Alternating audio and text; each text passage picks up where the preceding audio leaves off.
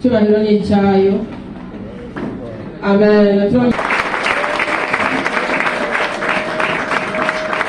Aba bashyitsi babegereye nimubahe ikaze mu nzu y'Imana.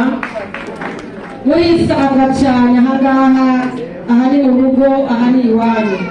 Kuko ntabwo tujya dukingaho ngo umuntu wo kwinjira, ahubwo turakingura kugira ngo buri muntu wese yinjire. Mwumve muguwe neza, mwumve mufite amahoro ya Kristo. Ahangaha ni iwanyu, Imana ibahe cyane. Amen. Amen. Muri uyu mwanya tugiye kwakira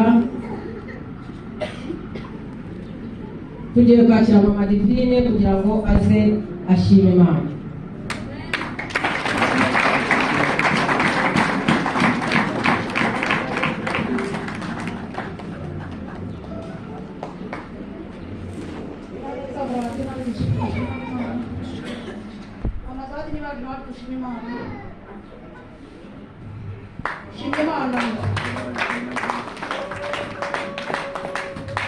Imana ikomeye yongeye kunyeka umunsi nk'uyu nguyu. Imana yongeye kugeza mu nzu yayo itora nkunda cyane. Imana ishimwe. Imana igiye kumpuza n'abashumba banjye b'ubuzima kandi ndabakunda. Imana yamucyura ari ku itariki 7 ari kuwa kabiri negura umunsi wanjye kuri bugende. Numva ntabwo uwo munsi ndi bube mu rugo uko mbaga nteguye umunsi wanjye. Bigejeje mu saa 4 mama yitwa Mama Tatu arambwira ati "Jye turusengero hari n'abashyitsi none kutaza guyobora." Ndavuga ati Mama Tatu nayo wayobora kandi abamaze kubitoza babishobora ndumva ntari buze. Arangije araseka ngo menye ko abantu biyicare bagutegereje. Nahise ntanoga nzarirukanka tuyobora itavuga ibihe byiza cyane.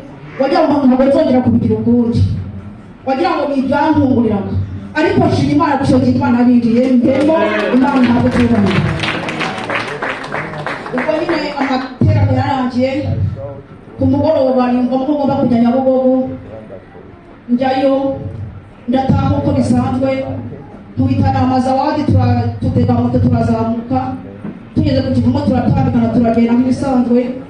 Ndanataha uko nabonaga ntashe kare nkurikije ndaga nta na saa 3 gutyo na saa 4 nzi ko nta kibazo ndatambika. Haleluya. Ntambitse ngiye kumva numva umuntu yarimo kugahurira yihishe yankubise ikintu hasi. Muri ubu buzima nahuye n'imibabaro myinshi, ariko ubwambere nahuye n'ibabaro. Arangije yari umugome ushaka no kunyica, ntabwo kunyambura byonyine. Nibuka ko yankubanye mu mabuye ahantu habi cyane.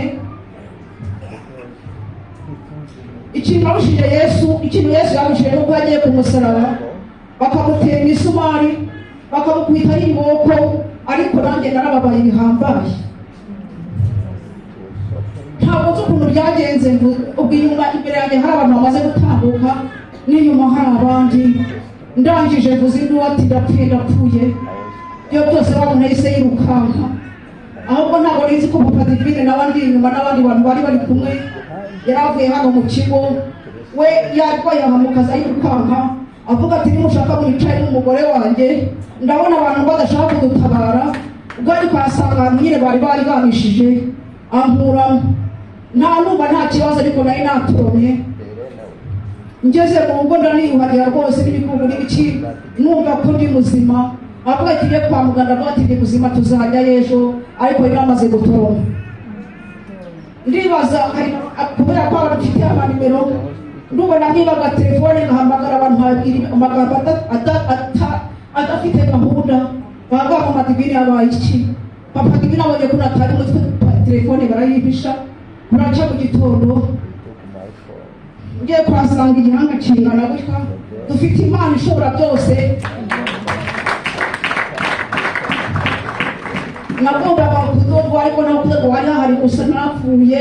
Hano amaso yose yari yahiye, aha hose hari amaraso, amaso atagaragara.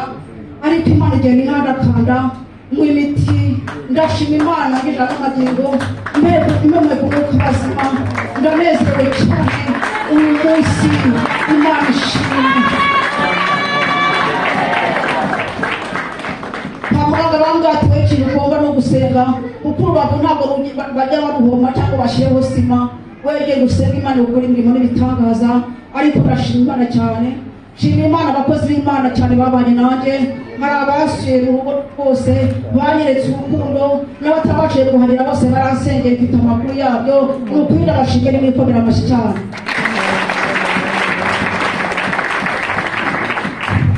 Nubwo nagize umubabaro uhambaye, ariko nabonye ko nzi ko mbana n'abantu, nabonye ko abantu babona, nabwo nari mbizi cyane, ariko nibo nabibonye cyane.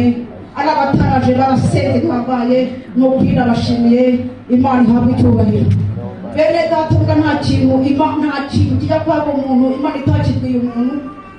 Ndibaza Nyiraneza Fratina hari kwa mupakane kwenda gushira, araza avuga ati mama Divine ahantu utuye ntabwo mazi, ariko mbonye abagome n'abagamba bagutega ibyuma cyane, mbona urapfuye mama Divine se.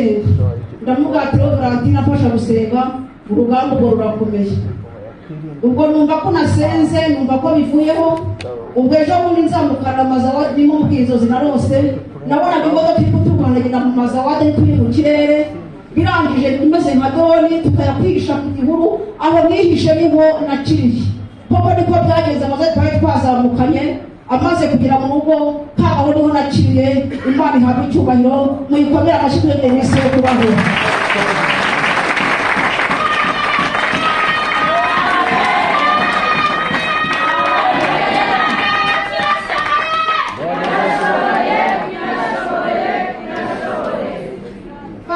Satani yafashe ubusa, twaje dukorera Imana twivuye inyuma. Imana ishimwe.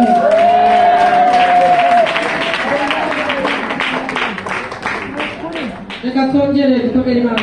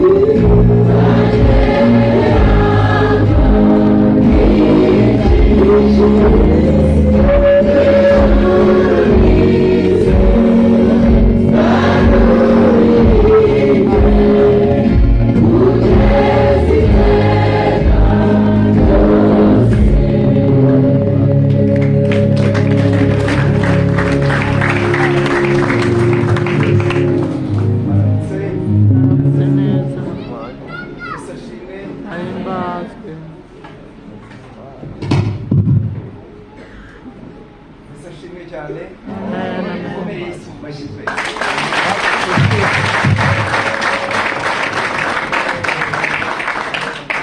Pastor Emmanuel Ngwino Musongorere, urabizi ko nkunda kubwiriza mu kinyarwanda cyacu, ariko kuko uyu munsi dufite abashyitsi babera n'ababaye abera,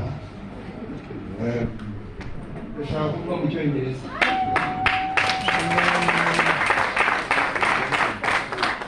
Kugira ngo nabe bumve ibyo, ariko murabizi ko ubusanzwe nkunda kuvuga mu kinyarwanda. Imana yandemye mu kinyarwanda. Mwami Yesu turagushimiye kubane natwe. We thank you, Lord, that you be with us today.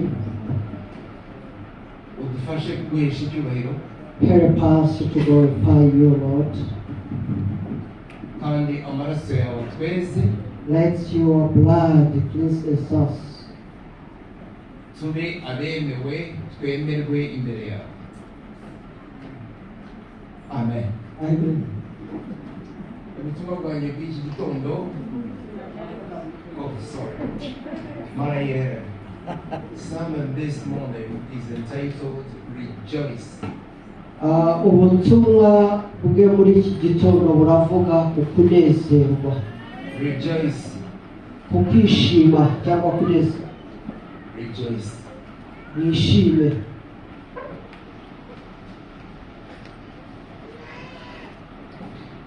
And we have to realize that this world has not given us joy. We have to realize this world has really not given us joy. Kandi tumaze gutahura cyangwa gusobanukirwa yuko iyi si idashobora kuduha umunezero. Our sins have not given us joy. Ndetse n'ibyaha byacu ntabwo biduha umunezero. The tribes of this country have not given joy to this country. Amoko yacu ntabwo yigeze aha iki gihugu cyacu umunezero.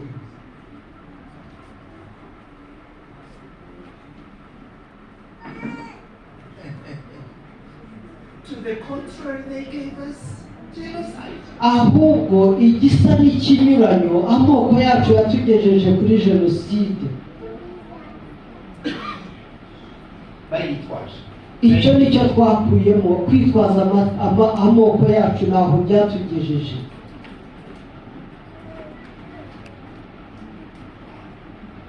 Some of the most miserable people on earth are the celebrities. Reka nkubwire abantu bababaye cyane cyangwa babayeho nabi nabo yita aba celebrities. Ni ibihangange cyangwa se ibyamamare. Yes, ibyamamare. I went overseas. Maze kugenda ahantu hatandukanye hanze. Please listen to me very carefully because I know what I'm saying. Ariko ndabinginze mugerageze kunyumva kuko icyo mbabwira njye nakizi neza. I am not exaggerating. Ntabwo ntangajwe, ntabwo akabya. I was with Gladys. Gladys twari turi hamwe. We went to a special place. Hari ahantu heza cyane bigeze kujya. On an island. Ndetse ni ku kirwa cyiza. It's the quarters of the millionaires and billionaires. Reka nkubwire ubwo ni nk'ubuturo bw'abakire n'abakungu kuri ino si. Only billionaires and millionaires can afford to live on that island. Kuri icyo kirwa abakire n'abaherwe nibo bonyine bafite ubushobozi bwo kuhaba. A dear friend of ours called Aaron.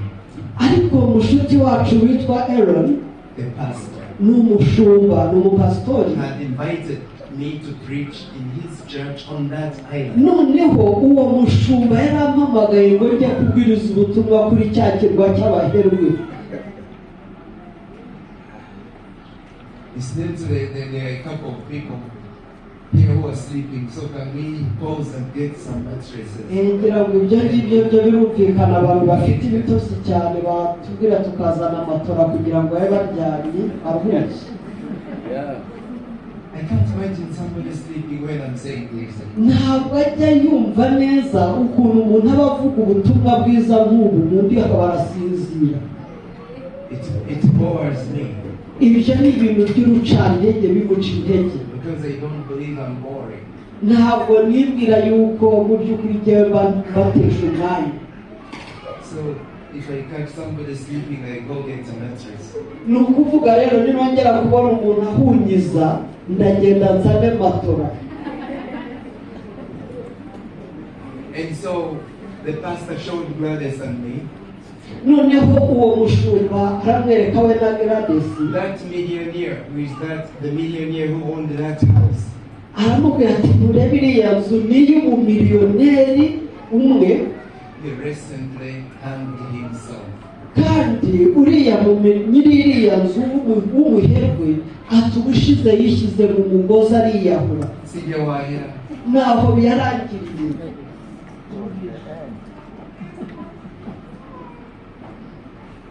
umuherwe ariyahura.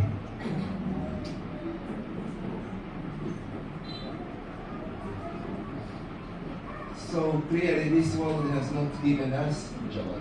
nshuti zanjye nagira ngo mbabwire mu by'ukuri ino si ntishobora kuguha ibyishimo. And as if that was not enough, nk'aho ibyo rero bidahagije, we went to California bagiye ahantu hitwa California muri Amerika, in a special city called Palm Springs.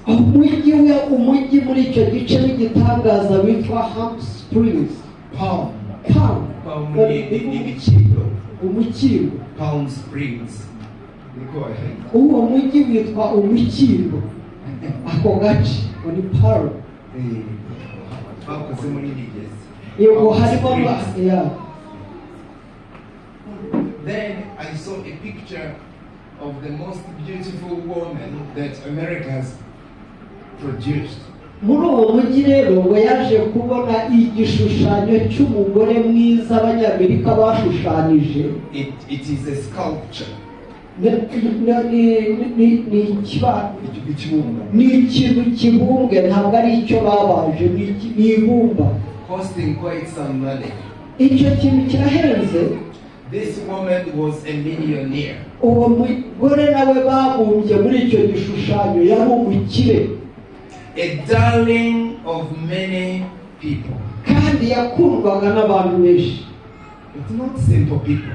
ariko utibwira ngo ni abantu baciriritse, yakundwaga n'abaherwe. Her darlings are so powerful that I can't afford to mention them. ni ukuvuga n'abo bashuti be bari abantu bakomeye, si abo gukiniraho. It's so powerful I can't afford to ni mention them. ukuvuga ngo ni abantu bakomeye nawe ntabwo yabashyikira. Ntabwo napima kuba ntibishoboka.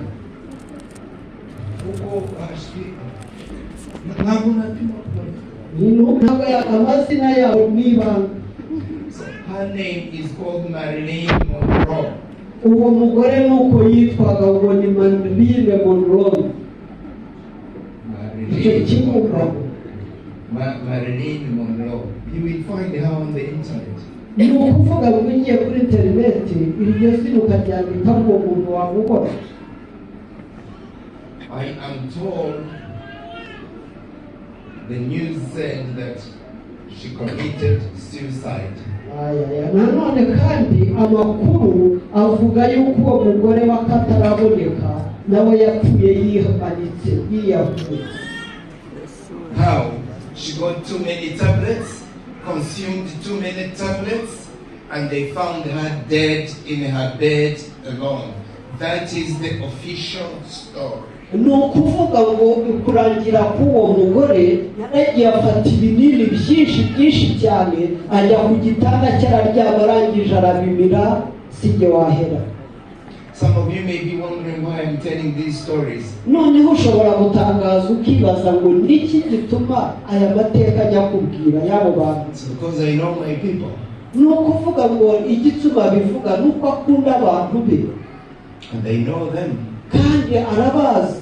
Everybody in front of me buri muntu wese uri imbere yanjye aha is looking for money, arashakisha amafaranga, and that's good. kandi ni byiza.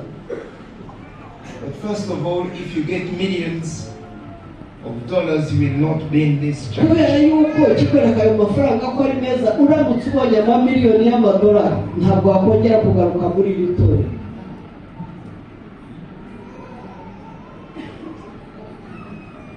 Because it would not be a fitting church for you. So ibi you would ukuvuga say, ngo ayo madolari uyabonye wasanga iri torero atari ryo rigukwiriye. you would find a church in New York ushobora kubivuga uti mfite itorero ryanjye muri New York, or in Dubai. cyangwa se ukabona itorero rishya muri Dubai hagezweho. Money will not give you joy. ariko reka ababwira inkuru mbi, amafaranga ntashobora kubaha umunezero. Gilbert, Philippians chapter 4. Abafilipi ibice 4, Gilbert. We're going to read for us 4 to 9 quickly. udusomere umurongo kuva kuri 4 kugera ku 9. Abafilipi. So I'm going to read it in English first. Abafilipi igice cya 4. mujye mwishimira umwami wacu iminsi yose, yewe nongeye kubivuga nti mwishime. Ineza yanyu imenywe n'abantu bose, umwami wacu ari bugufi. Ntimukagire icyo mwiganyira, ahubwo ibyo mushaka byose bimenywe n'Imana, mubisabiye mubyingingiye mushima. Nuko amahoro y'Imana ahebuje rwose ayo umuntu yamenya, azarindire imitima yanyu n'ibyo mwibwira muri Kristo Yesu. Ibisigaye bene data, iby'ukuri byose, ibyo kubaha byose, ibyo gukiranuka byose, ibiboneye byose, iby'igikundiro byose, n'ibishimwa byose, nihaba hariho ingeso nziza kandi hakabaho ishimwe, aba ari byo mwibwira. Ibyo nabigishije, ibyo nababwirije, ibyo mwanyumvanye n'ibyo mwabonanye, aba ari byo mukora, nibwo Imana itanga amahoro izabana namwe. Amen. Amen. Ndashaka kongera ukayasoma wihanukiriye. Ongera usubire muri ayo magambo. Ndabiginze bavandimwe gutega amatwi ijambo ry'Imana. Let him read it again. Mujye mwishimira mu mwami wacu iminsi yose, yewe nongeye kubivuga nti mwishime. Ineza yanyu imenywe n'abantu bose, umwami wacu ari bugufi. Ntimukagire icyo mwiganyira, ahubwo ibyo mushaka byose bimenywe n'Imana, mubisabiye mubyingingiye mushima. Nuko amahoro y'Imana ahebuje rwose ayo umuntu yamenya, azarindire imitima yanyu n'ibyo mwibwira muri Kristo Yesu. Ibisigaye bene data, iby'ukuri byose, ibyo kubaha byose, ibyo gukiranuka byose, ibiboneye byose, iby'igikundiro byose, n'ibishimwa byose, nihaba hariho ingeso nziza kandi hakabaho ishimwe, aba ari byo mwibwira. Ibyo nabigishije, ibyo nababwirije, ibyo mwanyumvanye n'ibyo mwabonanye, aba ari byo mukora, nibwo Imana itanga amahoro izabana namwe. Amen. Amen.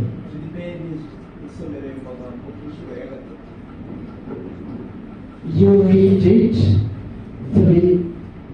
3rd time. Mujye mwishimira mu mwami wacu iminsi yose, yewe nongeye kubivuga nti mwishime. Ineza yanyu imenywe n'abantu bose, umwami wacu ari bugufi.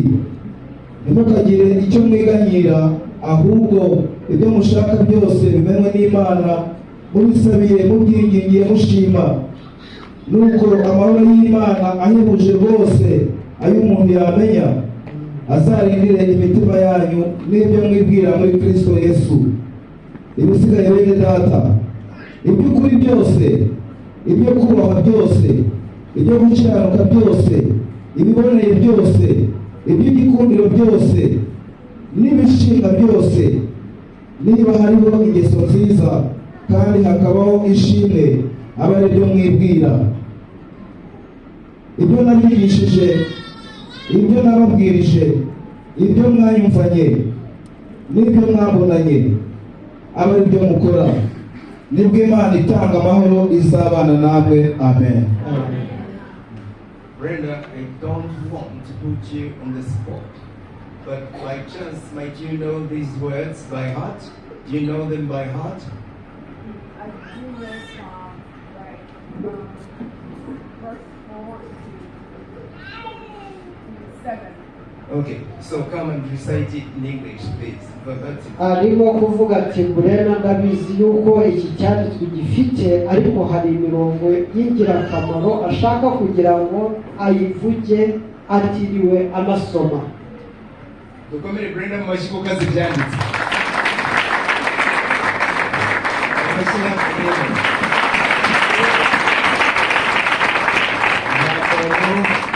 Nta muntu w'umukobwa cyangwa w'umugore uzi ibyanditswe mu mutwe w'uyu muntu uhagaze imbere yawe.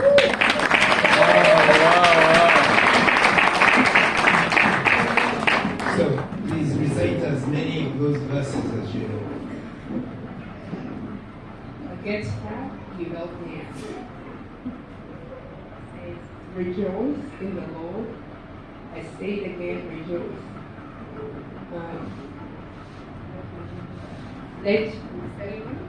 Just give me this. Yes. Let your gentleness be known to men, because the Lord is near.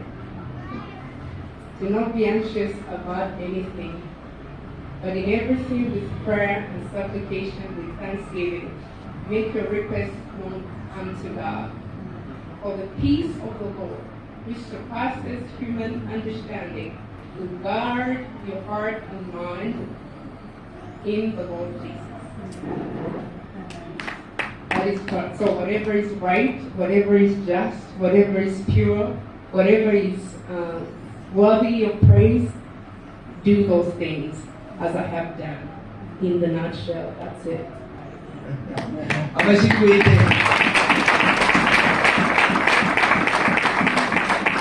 Kanange ayo magambo yasomye mu Cyongereza. Philippians chapter 4, verse 4 to 9. Rejoice in the Lord always. I'll say it again, rejoice. Let your gentleness be evident to all. The Lord is near. Do not be anxious about anything, but in everything by prayer and petition, with thanksgiving, present your requests to God, and the peace of God, which transcends all understanding, will guard your hearts and your minds in Christ Jesus. Finally, brothers, whatever is true, whatever is noble, whatever is right, whatever is pure, whatever is lovely, whatever is admirable, if anything is excellent or praiseworthy, think about such things. Whatever you have learned or received or heard from me or seen in me, put it into practice, and the God of peace will be with you. Amen. My first point is, rero ingingo ye nyamukuru ya mbere ni iyi: rejoice always. muragomba kwishima kandi iteka. ntabwo ari rimwe na The rimwe. Holy Spirit did not say this once, but He said, rejoice again, I say rejoice. mwuka wera ntabwo abivuga ngo wishime rimwe na rimwe, ahubwo aravuga ngo mwishime iteka. I want to ask you a question. rero mbafitiye ikibazo. Is your life a joyful life? Ikibazo kiravuga ngo mbese ubuzima bwawe bubayeho mu buryo bwo kwishima bw'umunezero? When I look at your face, it is the most miserable face. Ni ukuvuga ngo iyo umuntu abarebye mu maso ubona ari ikinyuranyo biteye ubwoba. Is your heart like a spring? Is like a river? Mbese umutima wawe ni isoko iduduriza, ni isoko y'amazi meza aduduriza? Or your heart is exuding poison? Cyangwa umutima wawe wuzuye ubumara? What is in our hearts will show on our face. Ni ukuvuga ngo buriya ibiri mu mutima w'umuntu ubirebera